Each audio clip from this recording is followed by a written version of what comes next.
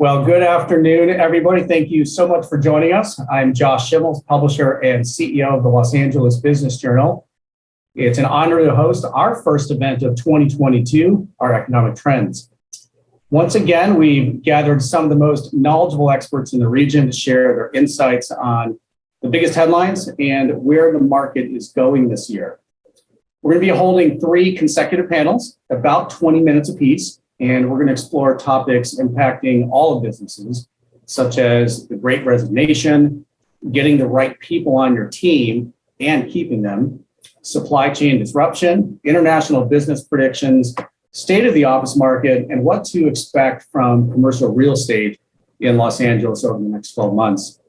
I did want to mention that we received many questions directly from our audience members during the registration process, which we've now incorporated into our panel. So thank you all who helped us to shape the conversation today. During the 3 panels, we'll also be conducting live audience poll questions. So when you see these pop up on the screen, we encourage you to share your experiences with us, and we'll then publish these results online next week. Before we begin, I'd like to take a moment to thank all of our sponsors. You know, we can't do this without them. We appreciate all of their support for the program here today, and then everything that they do on an ongoing basis in our community of business. So many thanks to Bank Leumi USA, CBRE, Colliers, King & Spalding, KPMG, Loyola Marymount University, Miller Kaplan, Shangri-La Construction, and Sorbet. Thank you all again. All right, we've got a lot of information to share in a relatively short amount of time, so we're going to hop right into things. It's my pleasure to introduce our first panel covering the changing workforce and labor shortages. Please welcome Vital Ilat Raichal, co-founder and CEO of Sorbet, Brandon Grimet, Associate Provost of Career and Professional Development at Loyola Marymount University, Felicia Lyon, Principal Human Capital Advisory with KPMG, and today's moderator, Peter Strotz, Managing Partner at King & Spalding. Peter, thank you so much for being here today and, of course, for moderating our first panel. Before I ask you to address the panel, I wanted to ask you, given we're all reading about and experiencing a significantly changing workforce that's been described as the Great Resignation, what are a couple of things that you're seeing and you're hearing from your clients as important drivers of employees' decisions to leave their companies today? What are you hearing? Peter, I think you're still on mute. Thanks for having me, Josh. I will speak from personal experience, actually. While our office in LA didn't suffer any resignations through the pandemic, mercifully, we were very active in recruitment of lawyers, and grew the office from about 50 lawyers to 70 lawyers during the pandemic. So we heard a lot from people who were looking to resign and transition their jobs to another job. And we really heard 2 things. One, during the pandemic, a lot of people were stuck at home, and it gave them a lot of time for reflection and introspection. It gave them a lot of time to think about things like, is this the job I really want? Particularly when they're now in an environment where they might not feel as closely connected to their employer as they did when they were going to an office every single day. So that sort of opportunity for reflection caused people to think that, gee, maybe a change in my life is appropriate now. And on top of that, things like a pandemic bring sort of a philosophical aspect to your life where people think, wow, life really is short. Is now the time maybe to move on to the next chapter of my life rather than waiting?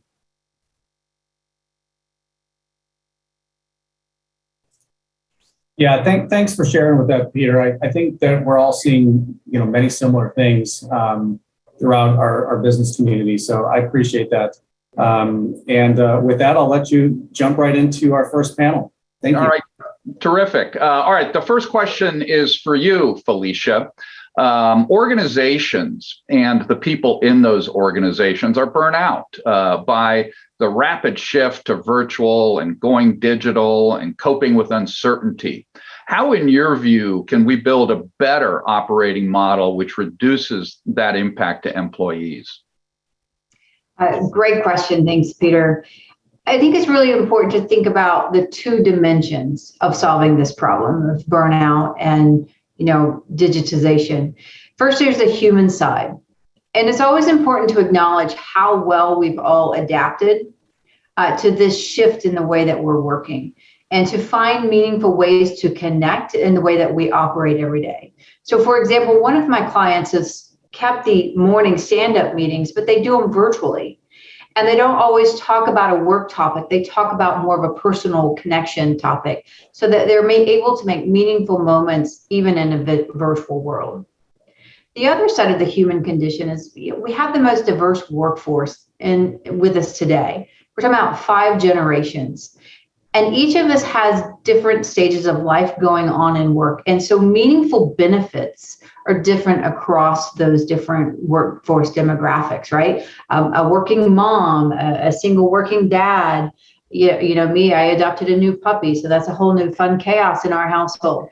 So finding the things that matter to your different employee populations has become that instrumental piece of changing the way we work together. And employees feel heard. So another example is a client that was actually going to give their entire workforce raises, which, we always like a good raise.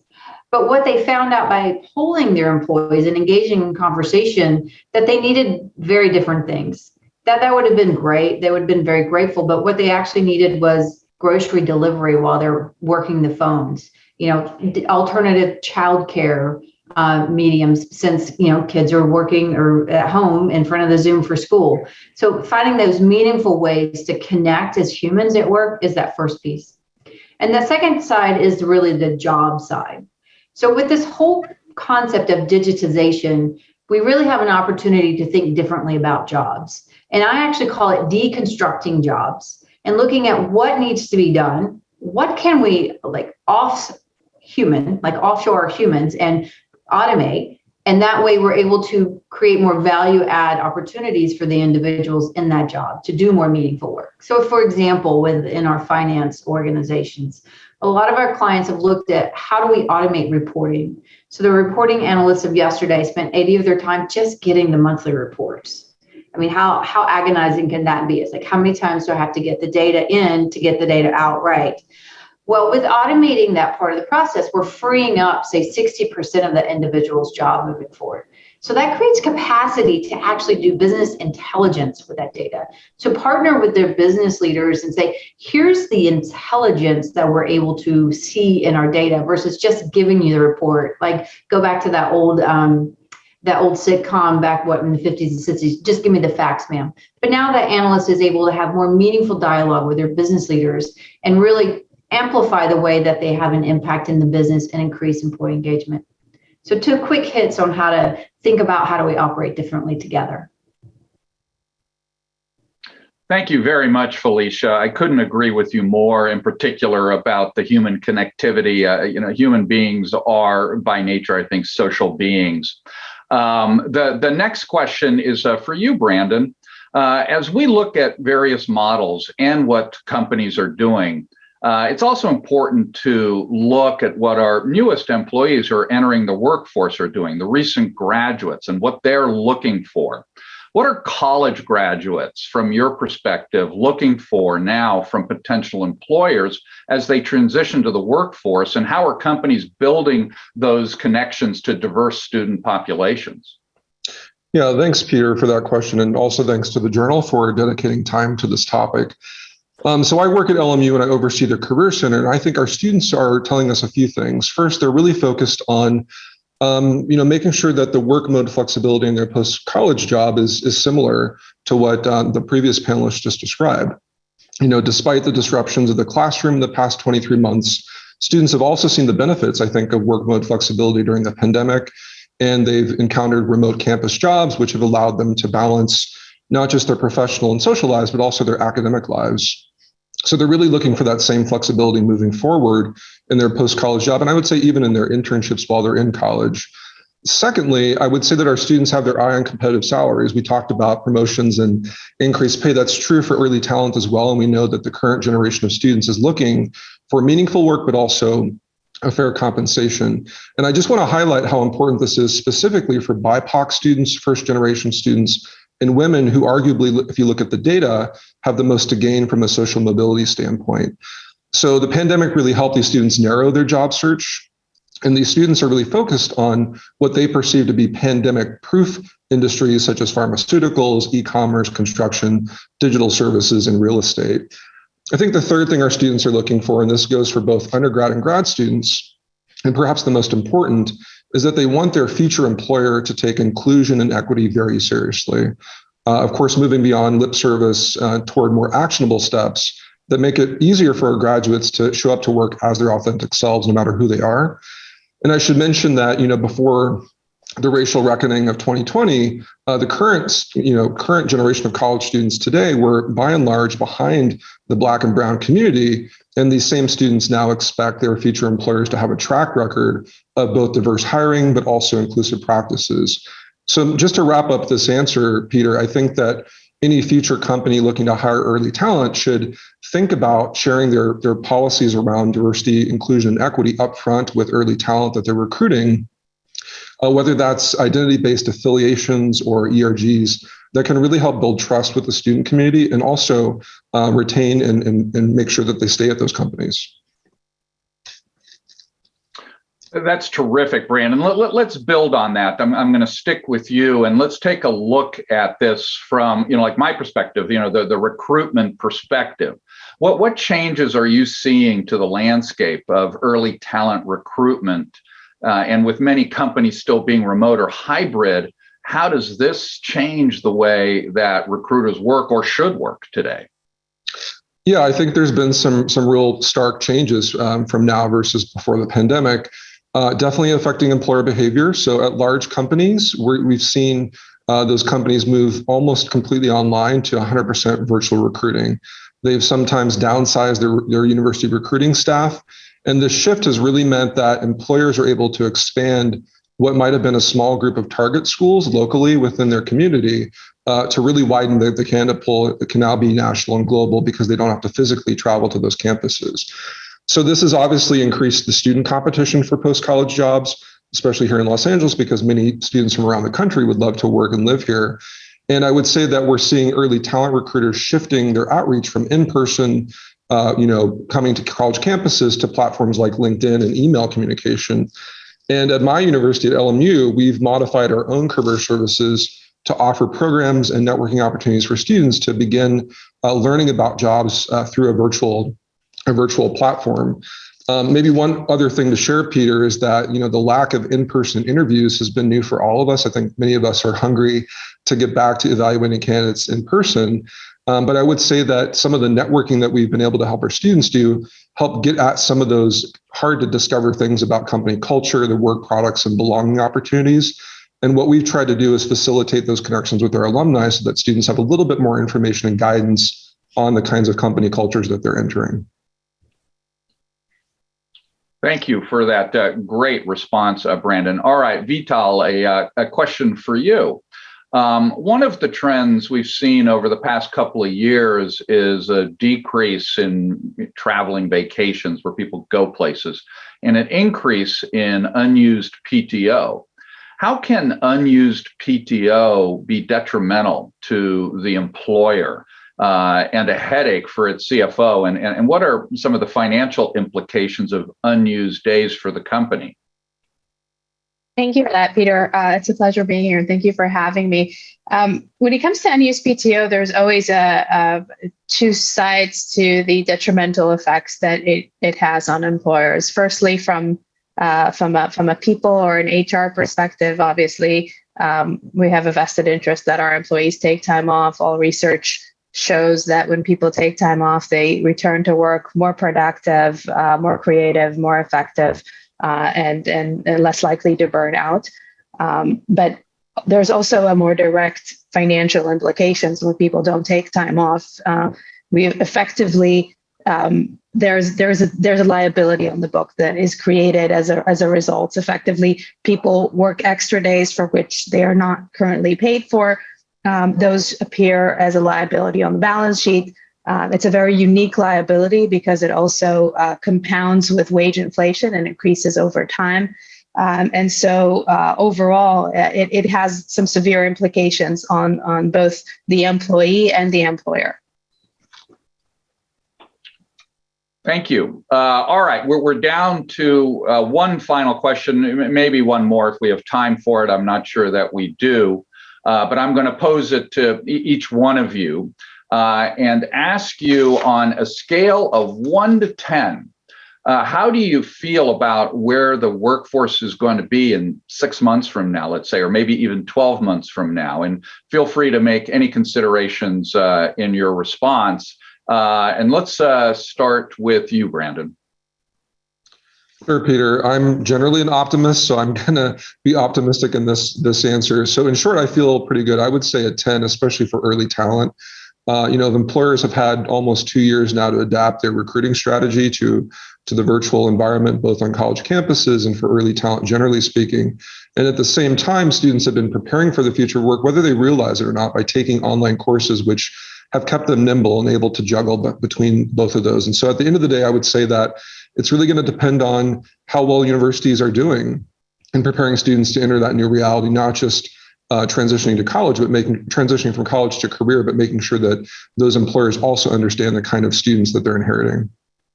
Yeah, that's a super interesting point, Brandon, and I'll follow up that in a minute. But I'd like to go next to Vital. What is your view?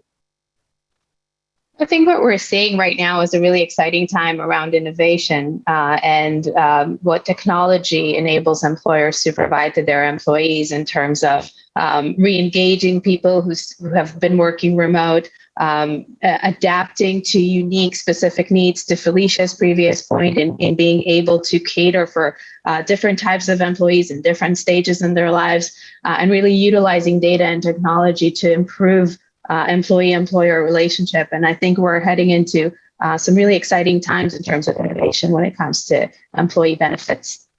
So are you like Brandon, you're an optimist and you'd give it a 10, or are you somewhere else? Well, these are certainly challenging times, but I'm a believer in humankind and in technology. And I think that in times like this is where innovation and technology kind of, proves what we can do and kind of, create actual change. And I'm seeing that happen, obviously, on a daily basis, being an early stage startup in a really, happening ecosystem. And I think that there's a lot of exciting things to look out for. Terrific. What about you, Felicia? Give it a hopeful 8. We've made a lot of gains in bringing our human to work. And it's opened minds and opportunities like no other time in our history, right? But we are human, and it's up to us as leaders to not go back to old, comfortable patterns of behavior because it feels like putting on a nice warm coat in a cold room. So I'm really hopeful, and I think we have to just bring our tenacity to harness the good that's come out of the past couple of years for us. All right, Josh, I think we still have a couple minutes. So let me ask one question again to the panel here. Do any of you worry that in 6 months or 12 months, there might be, another surge of resignations because, people joined outfits and companies and firms, all virtually, and, they've never really been to the workplace, and then they start coming back to the workplace, and maybe the employee doesn't think what it is what they thought it would be, or conversely, the employer says, oh, this employee presented differently on video, and now we're dealing with this person every day. And if that is a concern, how do you best deal with that? Why don't we start? I'll just go right back to you, Felicia. Thanks, Peter. I'm going to answer the question slightly differently because I like to think about solutions. So to me, it's getting clear about what's really cool about your culture today, because that's been the biggest concern that I've heard from a lot of our clients is like, how do I keep our culture healthy and well and harness the culture that we have.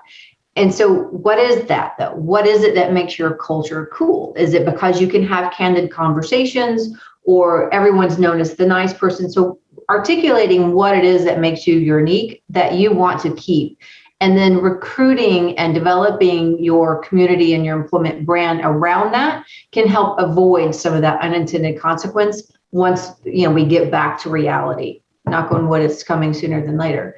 So I think designing with the end in mind is a way to kind of counteract that actual opportunity of turnover. Vital, what about you?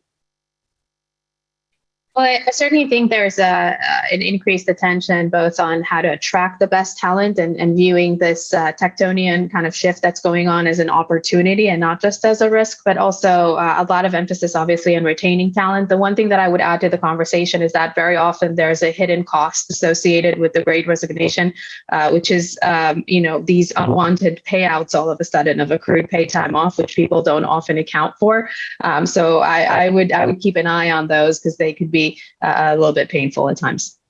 Okay, Brandon, I'm going to put a slight, twist on it to you because you're dealing with the recruits. When you're coaching them up, what is it that you talk to them about that will be helpful to them in basically selling themselves virtually versus in person? Are there things that you tell them to help them in their virtual presentations?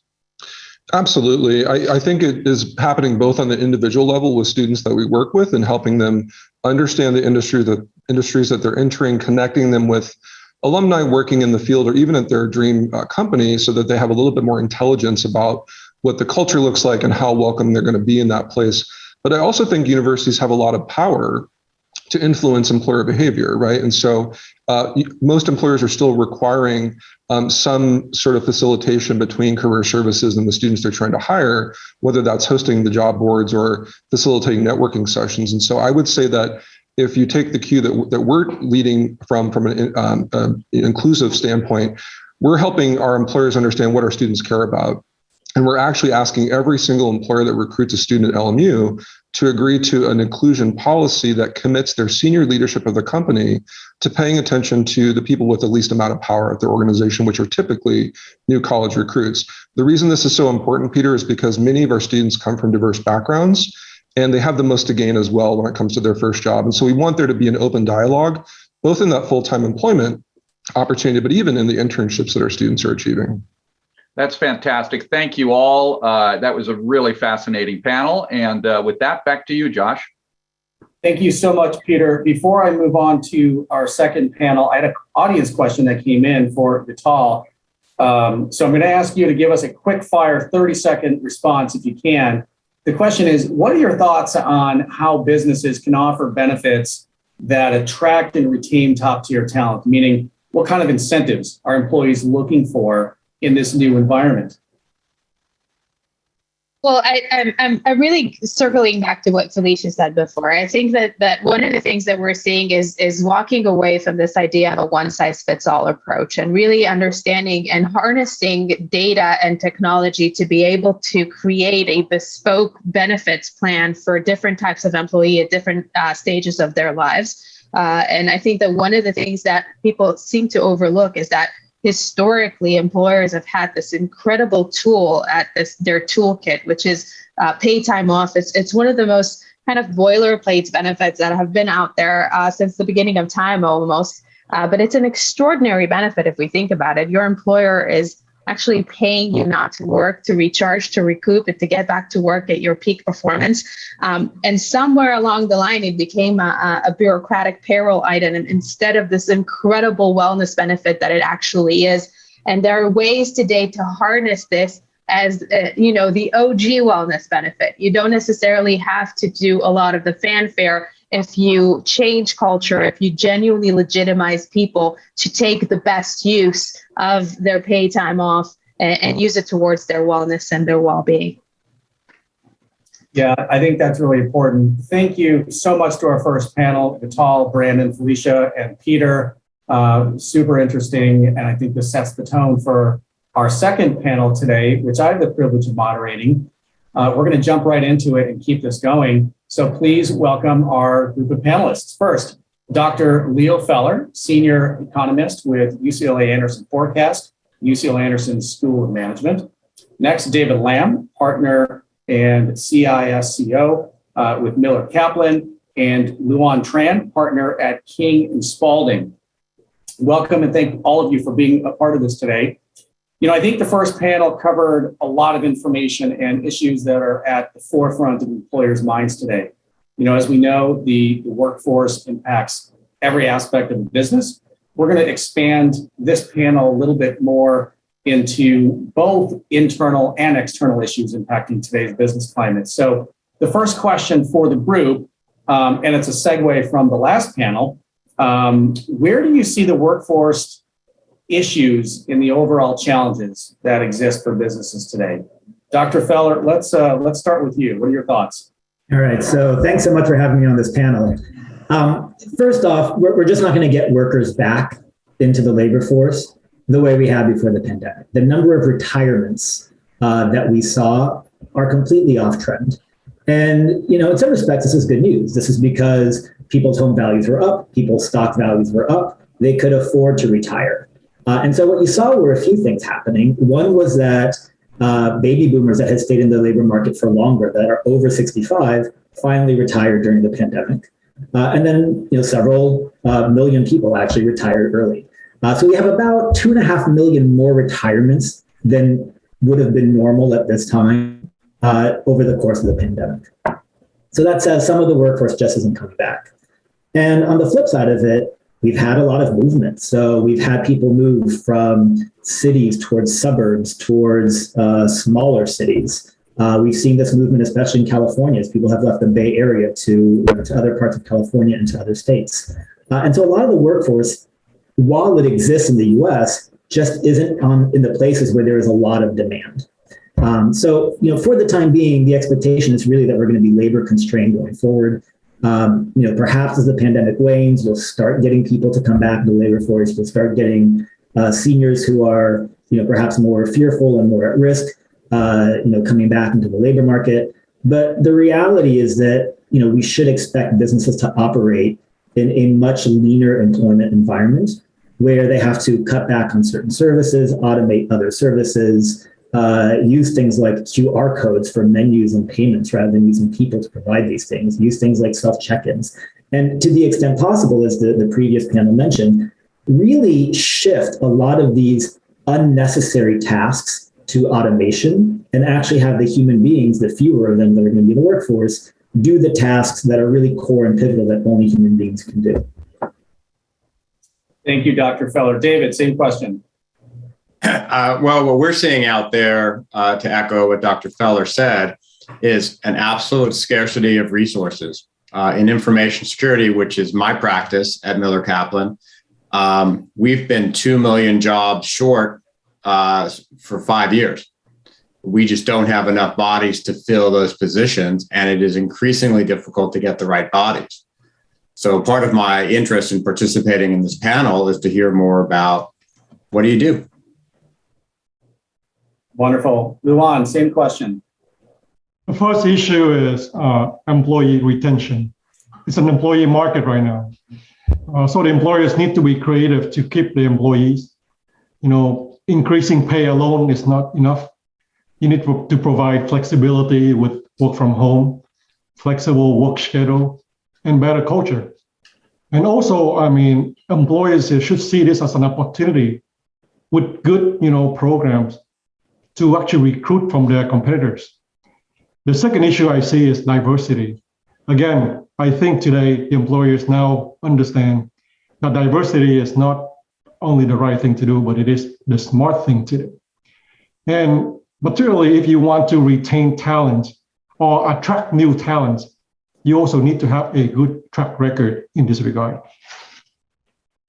Yeah, I think that's really important, and you're right. There's an opportunity for businesses to reassess right now and really look at new ways to either build from the market or from their competitors in the market, or just make their own company stronger. David, this is a little bit of a general question, but from your perspective, what should businesses be most concerned about in the coming year from your standpoint? Well, what I love about information security is that it's constantly evolving. It's an interesting field to be a part of. What's really important for businesses is to understand the impact that an information security incident can have on your ability to stay in business, on your ability to get your work done. So for those organizations that already have a program, it's time to up the game. I mean, the last quarter of last year, from an information security perspective, saw absolutely the very worst vulnerability we've ever seen. We're seeing more and more ransomware that takes systems down. So we want companies that are already doing it to step up their game. And we want companies that aren't doing it to put in place a program so they can address these concerns in a rational and sane manner. Yeah, and I'm going to ask you in a few minutes to expand on that just a little bit. Before I do, Dr. Feller, we can see, just walking through grocery stores, we can see the supply chain impact. We see shelves that are normally full, half empty in some cases. And to add insult to injury, the products that we're purchasing are costing us more. So how long are businesses likely to face continued supply constraints and rising input prices? What are your thoughts on that? Yeah, so that's a great question. So, first let me actually, put this in context. We are buying a lot more goods. We are going out and consuming in a completely different way than we were consuming before the pandemic. And so if you actually look at the amount of stuff coming through our ports, it's at record levels, right? It's not that somehow, we actually have, missing production of a lot of items. It's just that we are consuming everything as it's coming. And so this is a lot of the explanation for why there are shortages in supermarkets, why prices are rising. This is going to go on as long as the pandemic goes on, right? The pandemic really is keeping our consumption patterns in a very locked situation, right? We keep buying more stuff and less services because we keep being at home and not going to restaurants and not going to conferences and not traveling and not taking, vacations in extravagant places. We are buying extravagant things instead. And so that's really at the root cause of some of the demand side. On the supply side, factories keep shutting down, especially in Asia with the COVID zero policy, every time there's a new variant. So we're not getting the semiconductors we need to make the cars. We're not getting the inputs to make the washing machines and the drywall and the toilets and garage doors, everything that's going into producing housing. This is really going to persist as long as we have a pandemic or a pandemic mindset. Once we start thinking of COVID as more endemic, once you don't have the death rates that we saw recently in the US, which were, by the way, the highest per capita of any developed country at this stage. Once we move past this, the expectation is really both the demand is going to normalize and supply should ramp up. Now, one other thing I want to add there is that over the past quarter, we saw a huge buildup of inventory. So companies have been going out and building up inventory in preparation to sell to consumers. Normally, when you see inventory shoot up, it could be bad news. It could be because demand has dwindled, and so a bunch of companies have inventory left over. That's not what happened this time. What's happening is, part of these shortages are a lot of companies competing all at once to get materials, to get inputs. And so, there is some light at the end of the tunnel that over the next, 6 months, over the next year, we'll really be seeing an end of these shortages that we've perhaps gotten used to over the past year, and prices are expected to stabilize because of that. Yeah, I think we'd all agree that shortages are major disruptions. So let's stick with that for another minute. Luan, for companies, what should they consider if they have operational issues that have been disrupted because of supply chain specifically? What can they turn to and what can they do? What do you recommend? So our law firm has received a lot of calls, obviously, from clients all over the world, existing and prospective clients in this regard. And here are our advice. First, the businesses should start preparing before the actual disruption, both from a legal and business standpoint. From a legal standpoint, you should rework or renegotiate the contracts with your suppliers. For example, adding provisions allowing companies to go to other suppliers if there are product shortages or delays. Identify specific and key performance indicators in the contract, or spelling out acceptable remedies if those suppliers fall short. From a business standpoint, you should start vetting new suppliers, diversifying your roster of suppliers, find backup suppliers, or find local suppliers to be less dependent on global manufacturing and the risks that come with it. So after this disruption, obviously, I think that lawsuit should be the last resort for obvious reason. It's costly, especially if they involve defendants from overseas. You should find commercial solutions. Sometimes in the contract require mediation, or the law requires you to mitigate your damages. You can use that opportunity to renegotiate your contracts. But if litigation is needed, obviously you need to look at the contract. That's the first place you need to look at. That gives you the right to terminate the contract, what kind of damages you can recover, and where you can sue. Yeah, I agree. I think it's important that planning and being proactive is an important first step. David, I told you I was going to ask you to expand a little bit. You and I had a short conversation last week, and you mentioned that supply chain issues are extending far beyond availability of products. And so I'm curious to know, what's the connection between supply chain challenges and how they can and are affecting things like information security? Sure. So I want to build on a couple of things. One, in the previous panel, there was a mention of this increased ability to leverage technology. And so this move to cloud, and especially for small and medium businesses to leverage these platforms, it pushes us away from things we control immediately, like a computer in front of us, and it makes us rely on that service. Now, what Luan just said was you got to plan. And that's exactly right. You got to think about what's going to happen if that service is not available. And that's a critical part of being able to recover. And the time to do that is early on. So you can think about, well, what am I going to do if it breaks? And what's this organization's ability to respond if there's a problem? And then the last part is we're putting sensitive information into these systems. And there's a lot of liability around the sensitive information. So as great as the technology is and as phenomenal enablers as the technologies are, we really want folks to think about, are these organizations going to uphold our values and make sure that information is protected? Yeah, David, that's so important. I mean, we've held our own panel discussions on cybersecurity and the impact of working from home and the liabilities.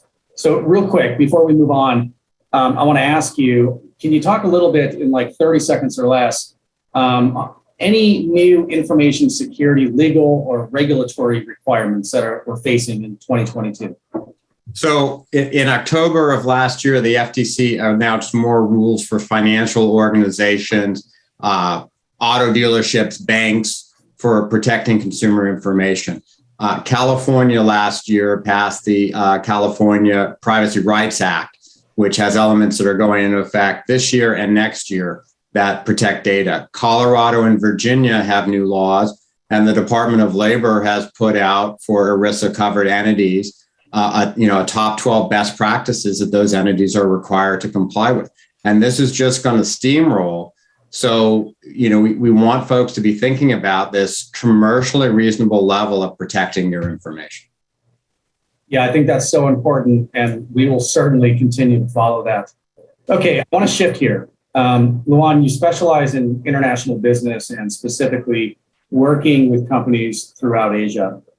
One of the things that we talked about last week as well, prepping for this discussion, as a Los Angeles mayor is going to be elected later this year, what will be important for international trade in terms of policy decisions for the next mayor? What are your thoughts on that? At the outset, we should be reminded about the importance of LA. We are the second largest city in the country and the 18th largest economy in the world. We are a major global player, and we should take advantage of that. So I suggest that the new mayor should, number one, continue the Mayor Garcetti's focus and leadership role in international affairs. For example, in climate change with respect to the C40 network. And we are going to be holding the upcoming 2022 Summit of the Americas. Continue the international trade missions and promote our ports and airports. I have to give a shout out to my friend and the current Deputy Mayor of LA for International Affairs, Ambassador Nina Harchishan. Her team has been doing a fantastic job promoting LA in the world stage, and we should continue to do that, especially with the upcoming 2028 Olympics. I think that's a good opportunity for our city to use that to strengthen existing ties and forge new ties with other countries.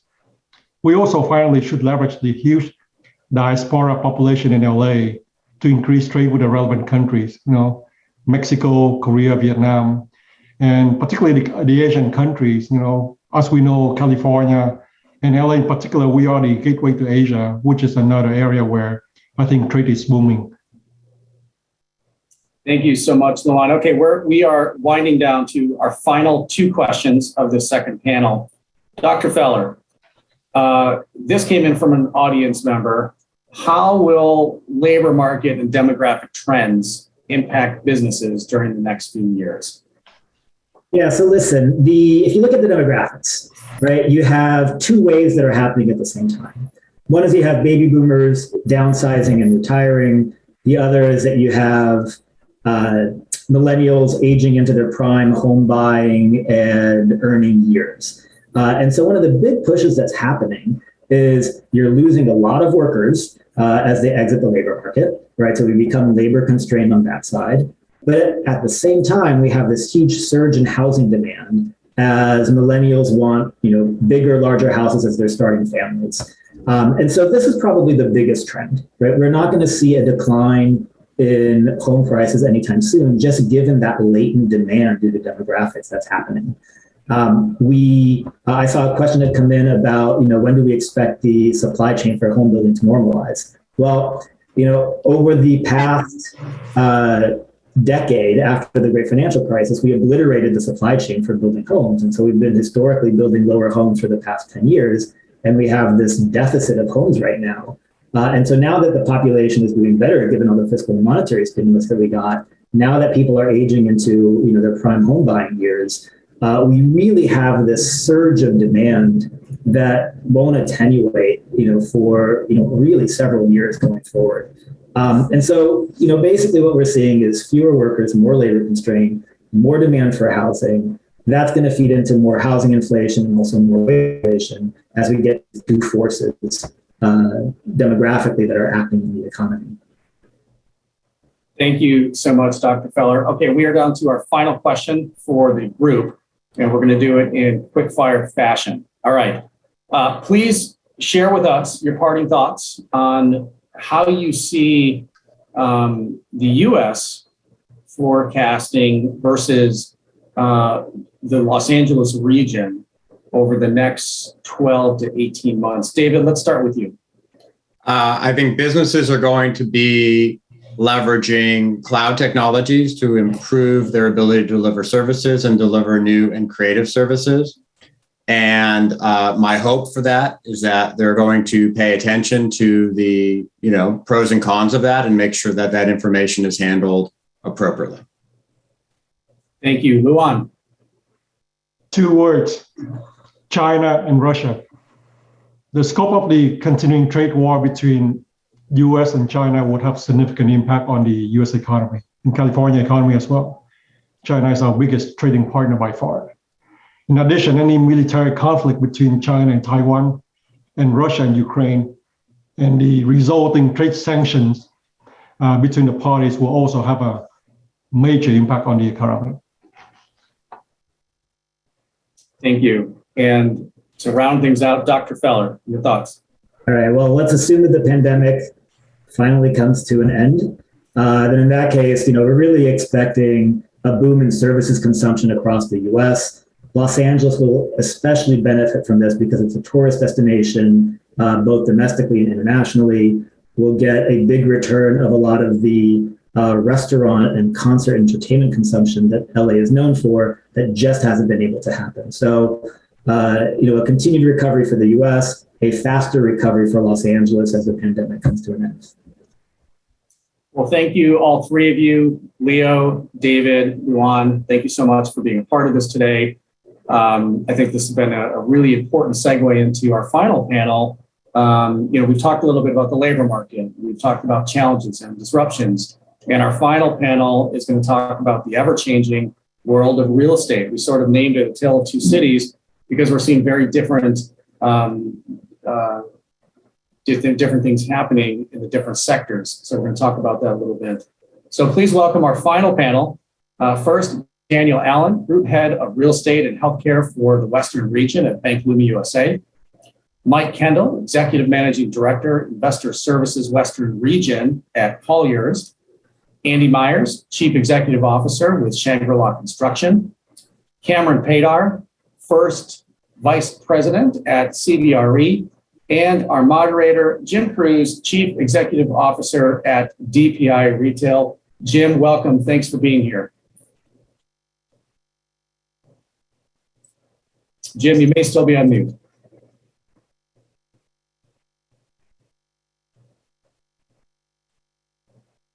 Give it one more try. You're still on mute, Jim.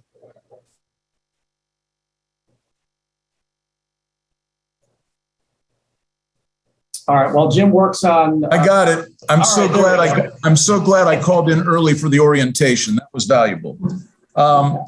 Josh, what I was starting to say was congratulations on formatting two of the finest panels I've listened to. That was great insight and very, very valuable.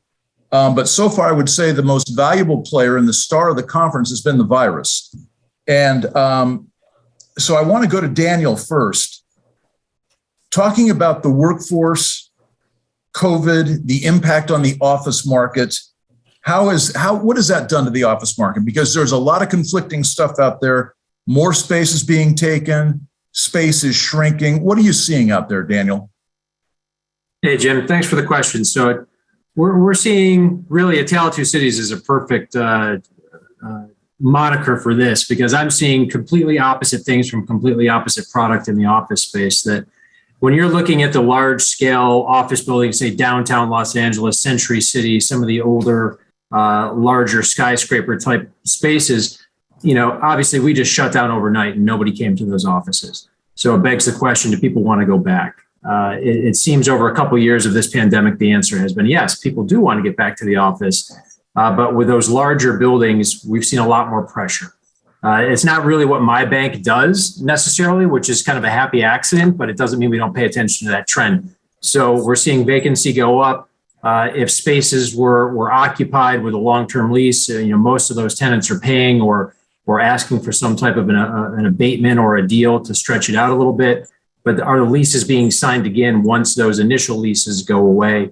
The answer is it's challenging in those larger towers. Now, what we deal with as a bank, and I've seen tremendous demand and strength in this market, is when you're talking about smaller scale, more creative style office space.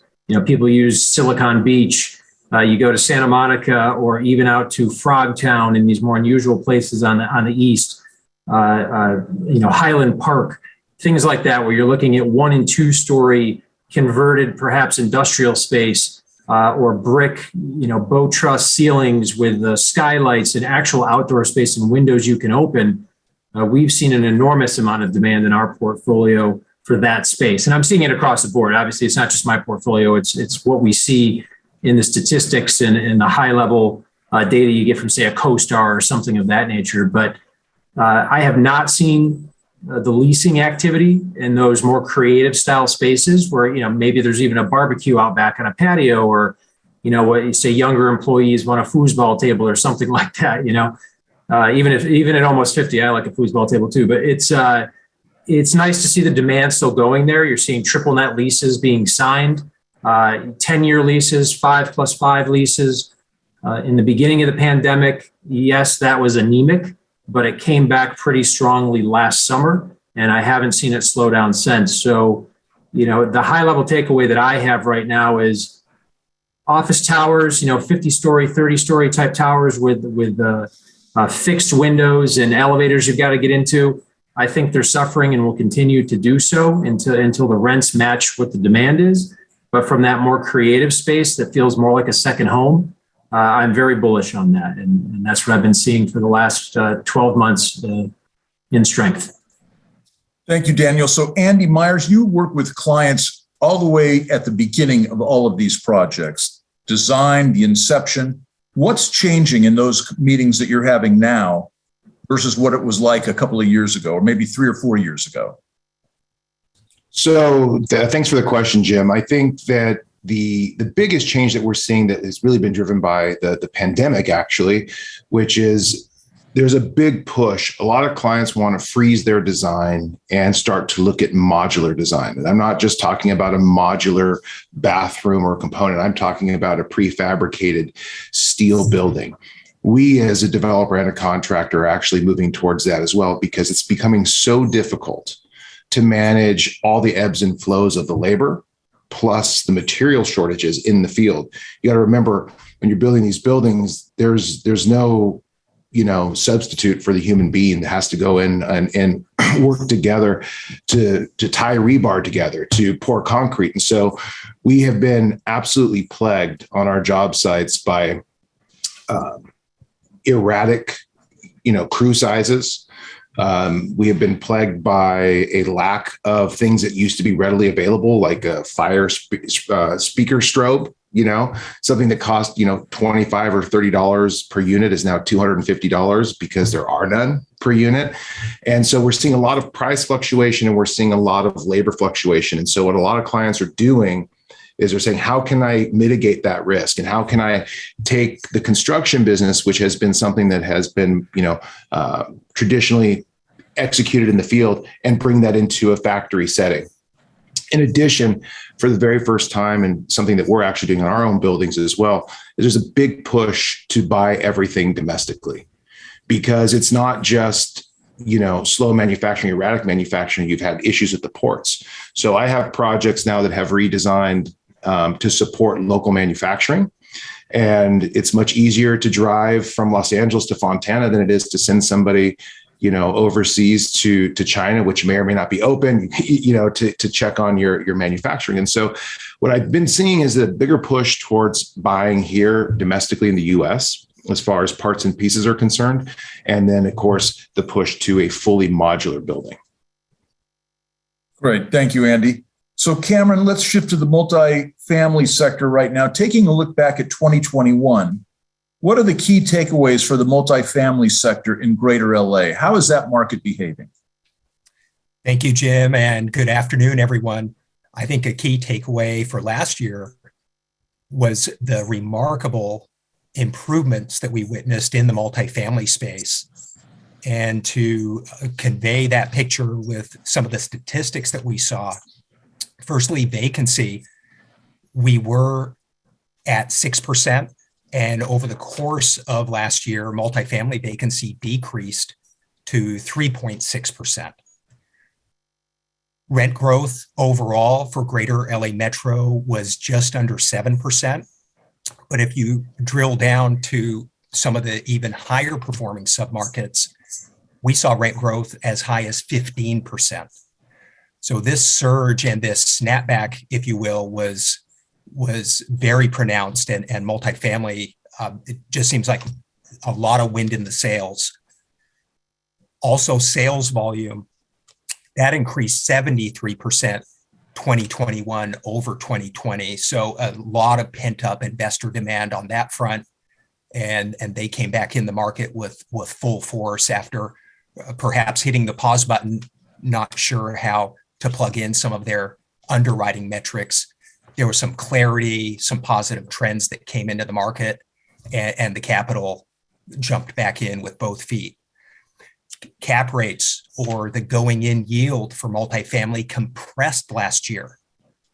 We had been at about 4.5% overall for Greater LA.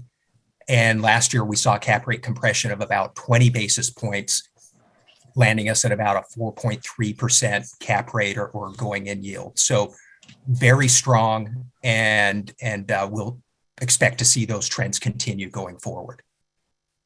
Thank you, Cameron.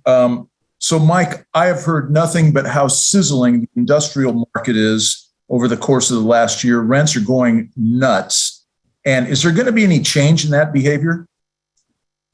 Not anytime soon, Jim. It really is remarkable. I mean, I'm in this every day, and I still get surprised when I see new rent comps come across my desk.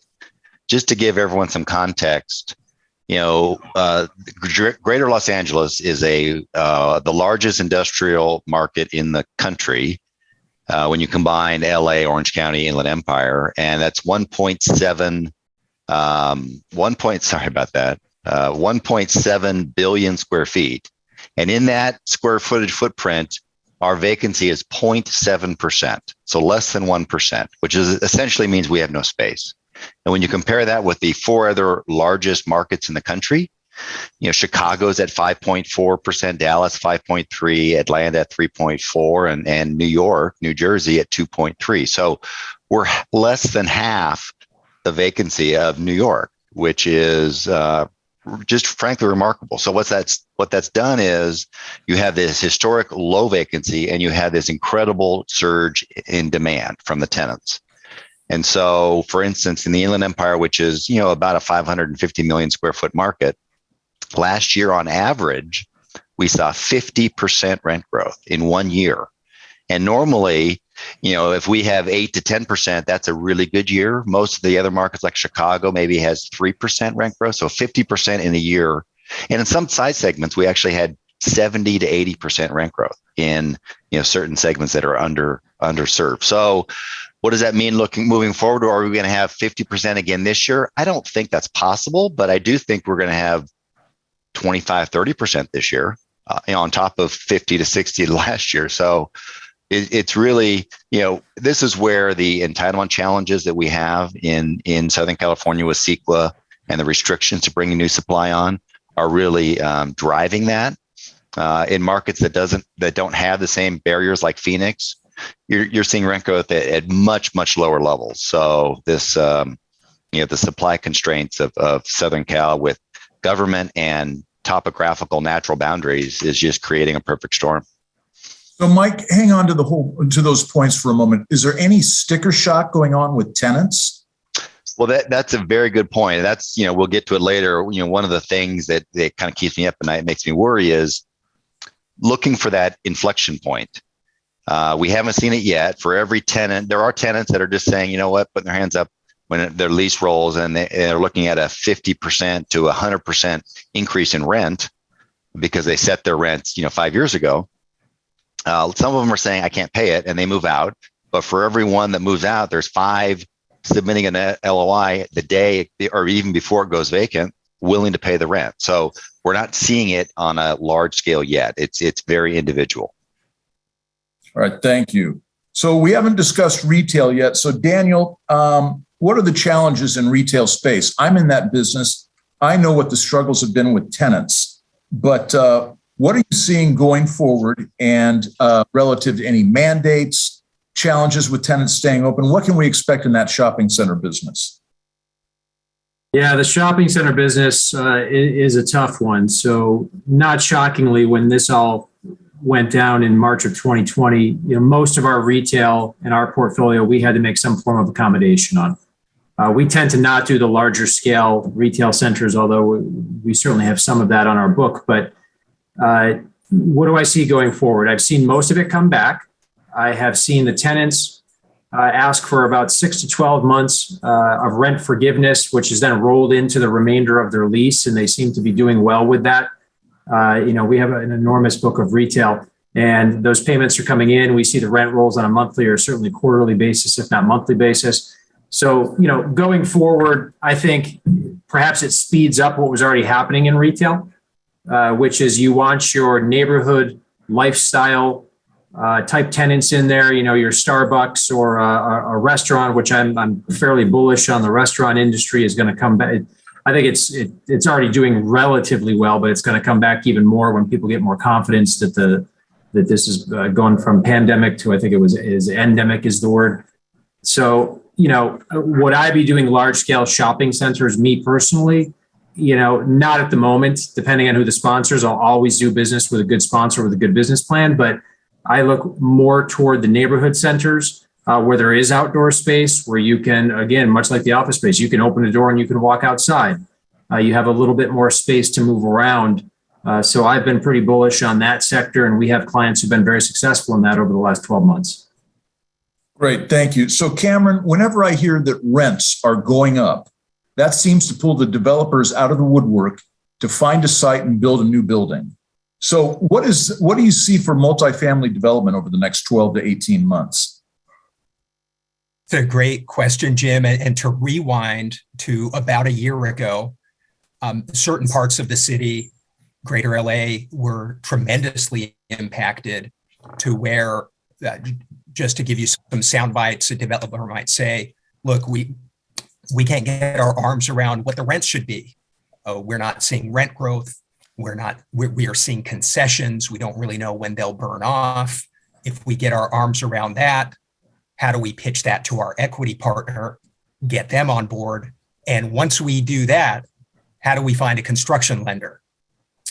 And that certainly wasn't the case for all submarkets, but it's just to give you a flavor of the challenges that developers were grappling with. Fast forward to today, and what a remarkable swing we saw last year. Developers are actively seeking quality sites. I think the big takeaway for LA, something that just hasn't changed, we're in a supply constrained market that politically is quite challenging to get a project approved and to build. So as much demand as there is, neighborhood opposition or otherwise just makes it challenging to bring the units to market. Overall, LA has been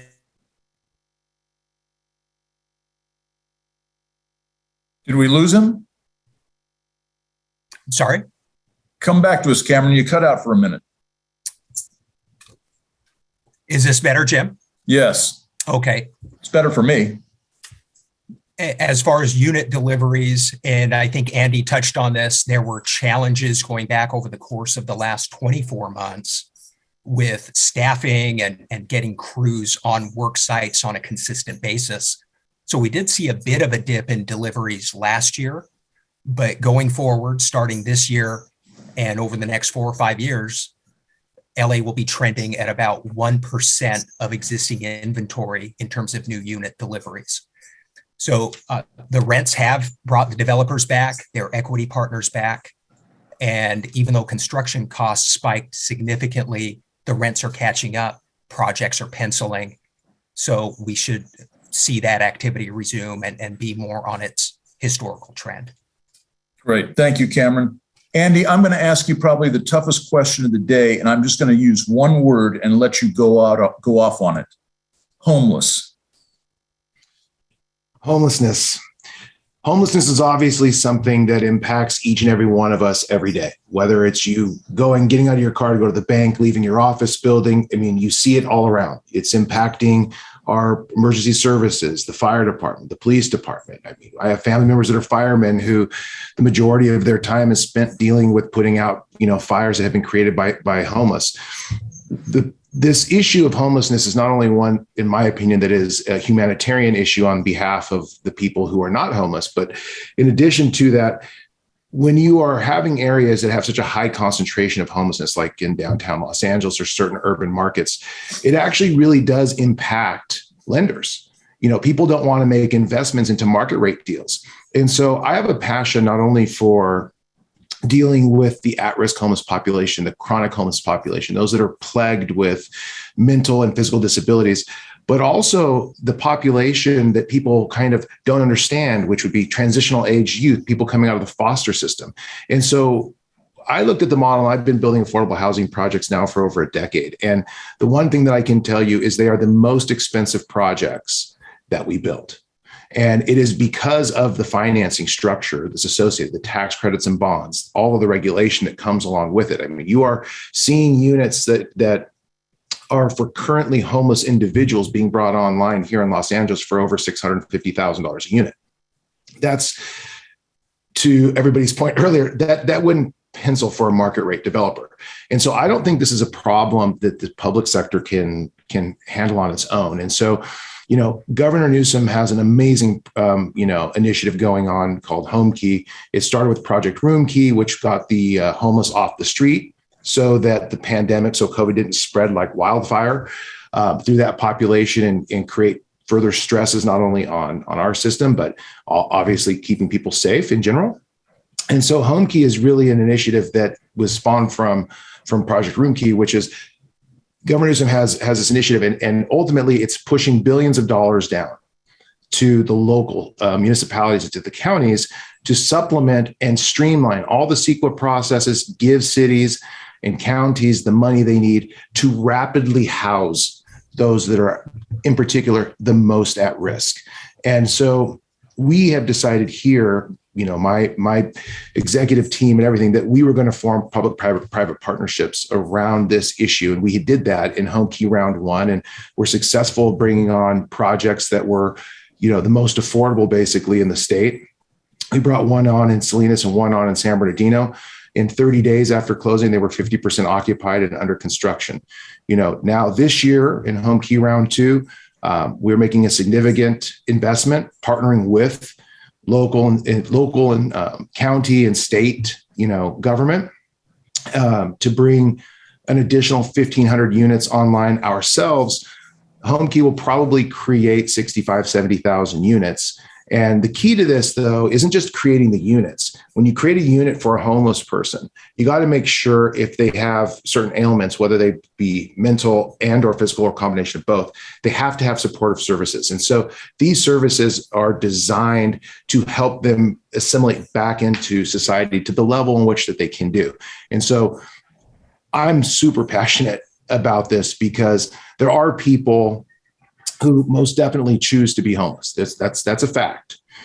But there are many, many people who cannot help themselves. And as we get a critical mass of homeless units and we're able to, municipality by municipality, house individuals on a much more grand scale, like, for instance, what we're doing in the city of King in Monterey County, we've submitted for a Home Key project that will end their homeless problem. It's only 40 units, but you'll take an encampment of people and they will be permanently housed with supportive services. This allows the local government to begin to police the public parks, the embankments. And so it cuts down on crime. It cuts down on, public health risk. And, I kudos to Governor Newsom for being bold and taking such a strong leadership position. And the most important thing with that is the legislation that was passed in the form of a Senate bills and Assembly bills that got to circumvent the CEQA process in general. They are approved. These projects are approved. It's a must. It must happen. So, Thank you, Andy. You're giving me a lot of hope, and I appreciate the insight. That was excellent. So I'm going to give you all one final question. You've got about 25 seconds to give us your best. So, Mike, relative to the industrial real estate sector, what are the biggest headwinds that the industrial market overall, investors and tenants, might be facing? Well, from an investor standpoint, I would say interest rates are on everyone's radar. I mean, I have offers due tomorrow on a project, and I've never received more questions about interest rates than I have on this deal right now. So that and we expect. Actually, the bond markets are responding. The bond markets have recovered a little bit, and so rates have fallen a little bit in the last week. We're hoping that moderates a little bit, but that's a big question mark from an investor standpoint. And from a tenant standpoint, it's really just inflation overall. It's inflation in cost of construction, which is obviously goes back into rent, cost of land. Just the rise in costs and what that does to their operating budget. I would say those are the two biggest questions. Appreciate it. So, Daniel, kind of the same type of a topic. Where are you seeing some of the most successful returns in real estate investing today? I mean, it seems like rents are all going up, but where do you think there's some of the greatest opportunities? Okay, so I'm going to give you two quick answers. One's generic. One, there's always opportunity in all aspects of real estate. Just be careful what you pay for it. I think most people know you make most money in real estate on the buy. But to be specific, I will say multifamily. for two reasons. Supply constrained, and if we're talking of Los Angeles, supply constrained, number one, and number two, it has the most advantageous leverage available to it. So I'm hugely bullish on multifamily in LA. Great. Cameron, that kind of opens the door for you. Do you think that the strength of your multifamily sector is going to continue and that's sustainable? Jim, it's a compelling picture. And really, the stars are aligned for certainly the next 12 to 18 months of robust performance in the multifamily space. We're anticipating vacancies in the range of 3.5% for this year and the 5 years following. We're estimating rent growth in the 6% range this year, a bit below that next year. So that's a strong story. Cap rates, we anticipate, will hold in the range where they are, notwithstanding projected interest rate rises. The equity capital still wants to come into this space. And really, because of the rent growth and the NOI growth, the price per unit is estimated to rise almost 10% over the course of the next year and longer. So cap rates holding steady, but rent growth will drive the per unit increase. So we're really bullish and anticipating a very tight multifamily space going forward. Thank you, Cameron. Andy, I'm going to let you bring us home. From a construction standpoint, do you think construction going forward is going to be robust, anemic, or somewhere in between? I think it's going to be somewhere in between. I think it's going to be closer to robust than anemic. I think there's a housing shortage. We all see it every day. And the real question is going to be, can we get some cost surety on the supply side? You know, as supply shrinks, then all of a sudden overnight, some things like toilets go up by 20%. But if you're building a building with 500 toilets in it, that's a pretty significant amount of money. And so I think that we're going to see some changes, some shifts in the way things are done. It's the way purchasing is done. But in general, I think the construction market is going to be very, very strong over the next 24 months at least. Great. Hey, thank you, Josh. This has been LA's best real estate team. So if you have nothing else, we're going to sign off. Jim, thank you so much. Daniel, Mike, Andy, Cameron, also all of our other panelists from throughout the afternoon. Thank you to our sponsors once again. I think this has been incredibly enlightening. Don't forget that Monday's print and digital editions of the LA Business Journal will highlight the information that was shared today. If you know people who weren't able to join us online live, there will be a recorded version of this entire program available on labusinessjournal.com tomorrow. And until next time, please stay safe, everybody. And we look forward to hosting you again soon. Thank you so much.